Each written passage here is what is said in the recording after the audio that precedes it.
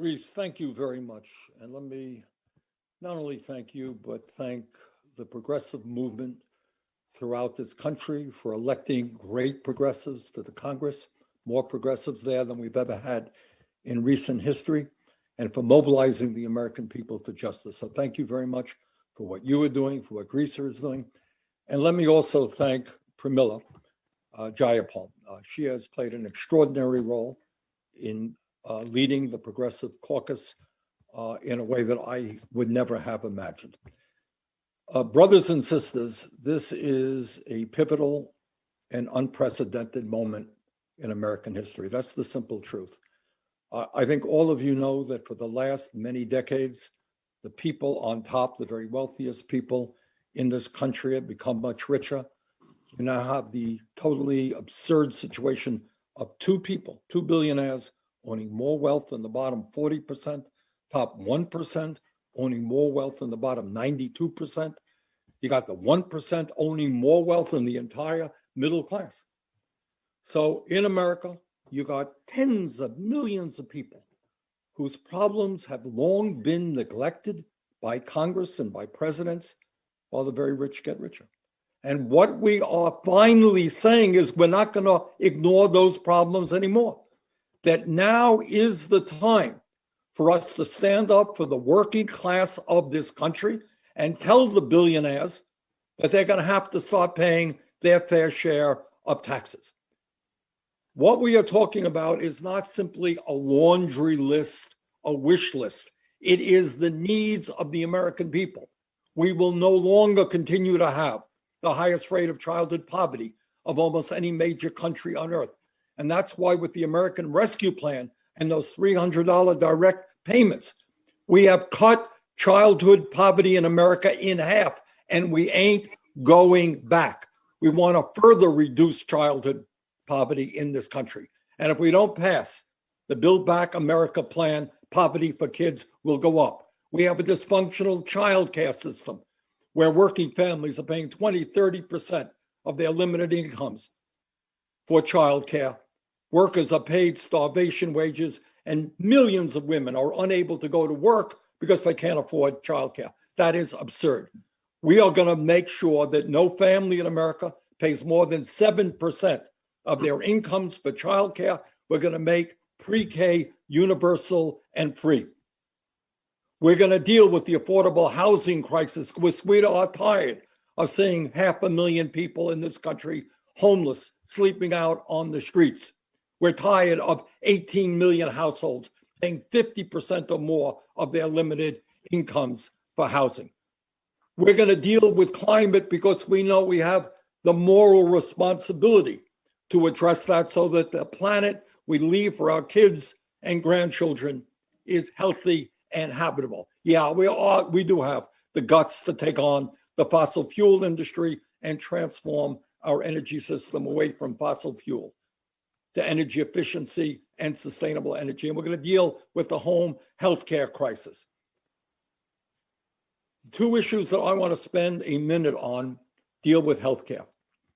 Pramila and I know all of you understand that it is totally unacceptable that we are the only major country on earth not to guarantee healthcare to every man, woman, and child as a human right. And the result of that is we've got 90 million people today who are uninsured or underinsured.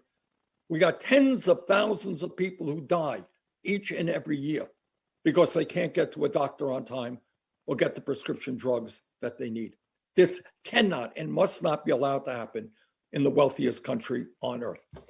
So we are fighting for a Medicare for all single payer program, but we don't have the support in the Congress right now to do that. That support among the American people is growing, but we're not there. But at the very least, what we are going to do in terms of healthcare, two major things. Number one, we're going to finally take on the greed and thievery of the pharmaceutical industry, who charge us the highest prices in the world for prescription drugs.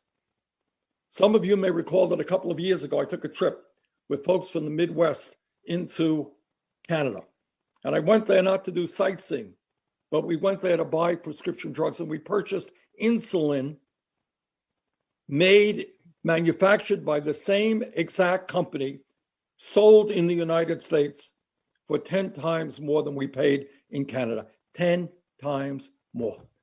Meanwhile, last year, the 6 major drug companies made $50 billion in profit.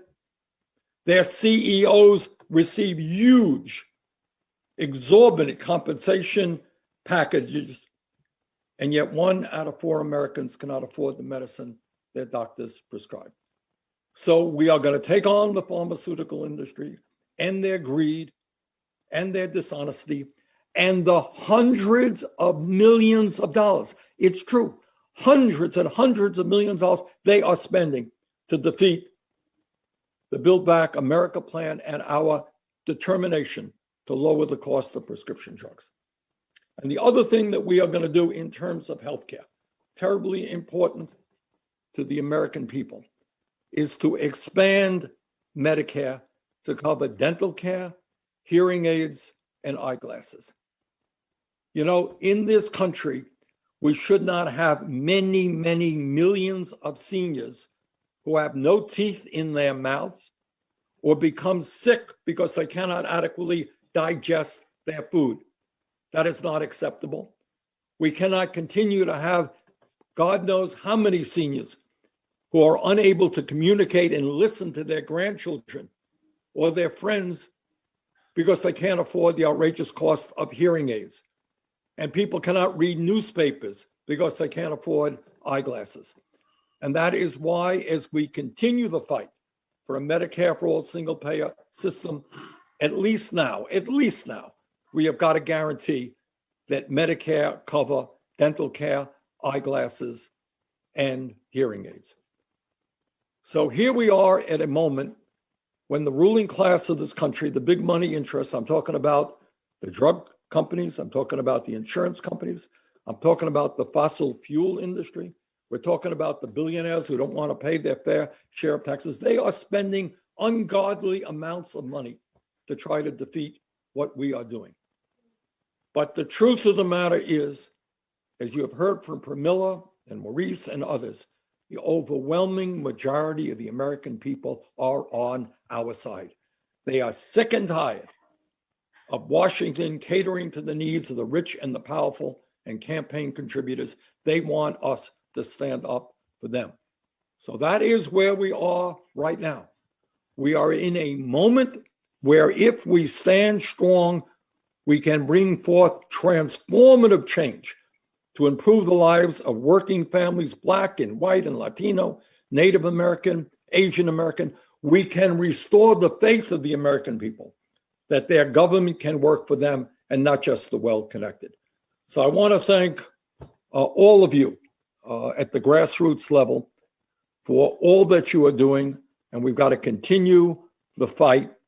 We can win this thing, transform America, and restore faith in democracy.